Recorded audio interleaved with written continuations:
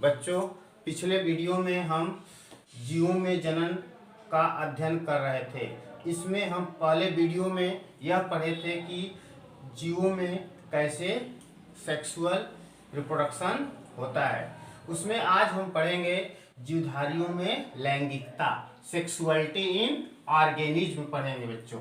ठीक, सेक्सुअलिटी इन ऑर्गेनिज्म का मतलब होता है कि जो डिफरेंट तरह के ऑर्गेनिज्म हैं, जीवधारी हैं, उसमें सेक्स ऑर्गन, लिंग अंग कैसे पाए जाते हैं, एक ही जीव में पाए जाते हैं कि अलग अलग जीव में पाए जाते हैं, उसका अध्ययन करेंगे।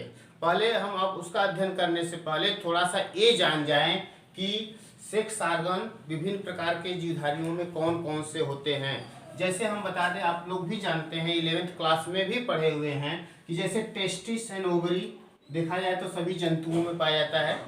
ठीक, केवल आपका स्पंज थोड़ा सा छोड़ दिया जाए, स्पंज में क्योंकि कोशिकाएं ही होती हैं।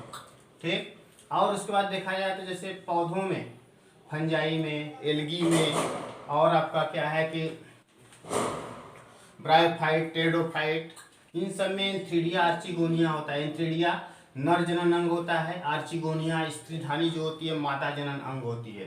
ठीक, जबकि अगर देखा जाए तो पौधों में, फ्लावरिंग प्लांट में जिसमें पुष्प लगते हैं, पुंकेसर नर भाग होता है, स्त्री केसर मादा भाग होता है।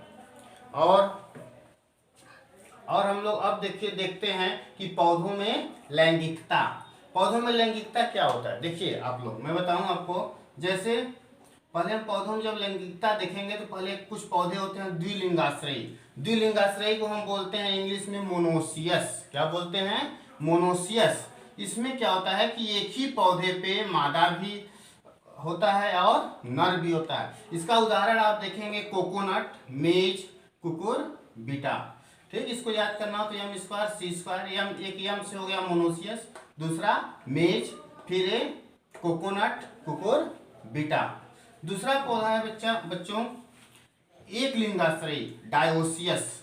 डायोसियस में क्या होता है कि नर और मादा भाग अलग अलग पौधों पे पाए जाते हैं। कहाँ पाए जाते हैं? अलग अलग पौधों पे पाए जाते हैं, दोनों नर और मादा भाग। देखिए जैसे इसका उदाहरण है पपीता और डेट पाम।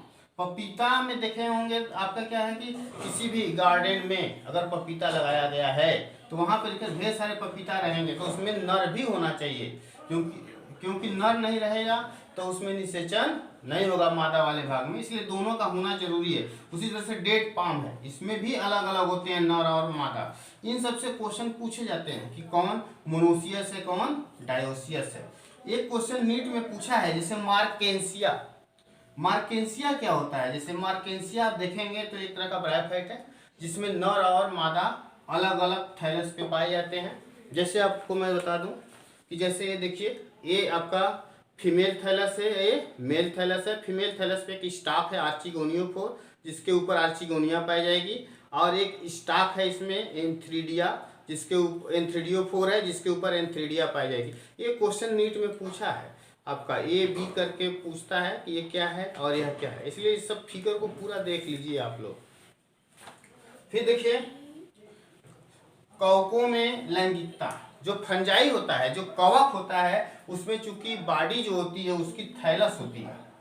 ठीक है, थैलस होती है, इसीलिए इसको हम होमोथैलिक हेटेरोथैलिक टर्म यूज करते हैं। होमोथैलिक माने समथैलेसी, जिसमें एक तरह से हम कहें मोनोसियस जैसा होता है, जिसमें एक ही थैलस पे उसका जो थैलस होता है वहीं उसका शरीर होता है, जिसको हम हाइपा बोलते हैं। नर और मादा दोनों भाग होते हैं तो उसको बोलते हैं समथैलेसी। और देखिए विषम थैलेसी में क्या होता है, अलग अलग थैलस पे नर और मादा भाग पाए जाते हैं। ठीक है, जैसे राइजोपस इन सब में पाया जाता है। फिर देखिए हम पढ़ेंगे जैसे पुष्पी पौधों में पुष्प के प्रकार। ठीक, पुष्पी पौधों में पुष्प के प्रकार देखा जाए तो हम देखेंगे तो एक जो टिपिकल पुष्प होता है, जो टिपिकल पुष्प होता है, उस पुष्प में अंडाशय होता है, ठीक, और स्टेमेन होता है। या तो हम कह सकते हैं स्त्री केसर होता है जिसमें अंडाशय होता है, वर्तिका होती है, वह वर्तिकाग्र होती है, और पुंकेसर होता है जिसमें फिलामेंट होता है, एंथर होता है। ठीक है, नर भाग है और ये मादा भाग है। तो अगर देखा जाए तो अगर क्या है, अगर दोनों पुष्प, अगर किसी भी पुष्प में पुंकेसर भी है और स्त्री केसर भी है तो उसको हम कहते हैं द्विलिंगी या तो उभयलिंगी पुष्प, बाइसेक्सुअल फ्लावर।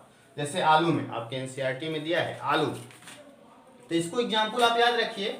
दूसरा जैसे आपका क्या है एक लिंगी पुष्प, जैसे इसका उदाहरण क्या है पपीता और खरबूजा। एक लिंगी पुष्प क्या होता है, कुछ ऐसे पुष्प होते हैं उस पुष्प में क्या होता है केवल स्त्री केसर होता है या तो पुंग केसर होता है। तो जिस पुष्प में केवल स्त्री केसर होगा उसको मादा पुष्प बोलेंगे, जिसमें केवल पुंकेसर होगा उसको नर पुष्प बोलेंगे। तो ये आपको पता था पपीता खरबूजा। कहेंगे सर आप यहाँ पे भी आपका क्या है कि पपीता बताए थे ये मोनोसियस डायोसियस होता है, क्यों?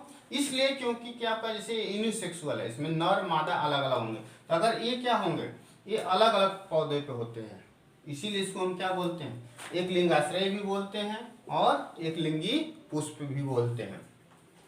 फिर देखिए जंतुओं में लैंगिकता, सेक्सुअलिटी इन एनिमल्स। सेक्सुअलिटी इन एनिमल्स में देखेंगे द्विलिंगी जंतु। द्विलिंगी जंतु जो होता है बाइसेक्सुअल एनिमल या हर्माफ्रोडाइट्स, इसमें जैसे देखेंगे आप काकरोच, काकरोच नर और मादा अलग अलग होते हैं, ठीक सॉरी। तो इसको तो हम नहीं देखेंगे। द्विलिंगी जंतु है, द्विलिंगी जंतु जैसे अर्थवर्म, स्पंज, टेपवर्म और लीच, इन सब में देखेंगे तो दोनों ओवरी और टेस्टिस एक ही में पाई जाती है, तो इसको हम कहते हैं द्विलिंगी जंतु। जैसे आपका ओवरी टेस्टिस देखिए इसमें दिया है, स्पंज में भी पाया था, टीनिया में पाया था, भी लीच में। एक लिंगी जंतु जैसे काकरोच है, इसमें आप देखेंगे तो इसमें काकरोच जो है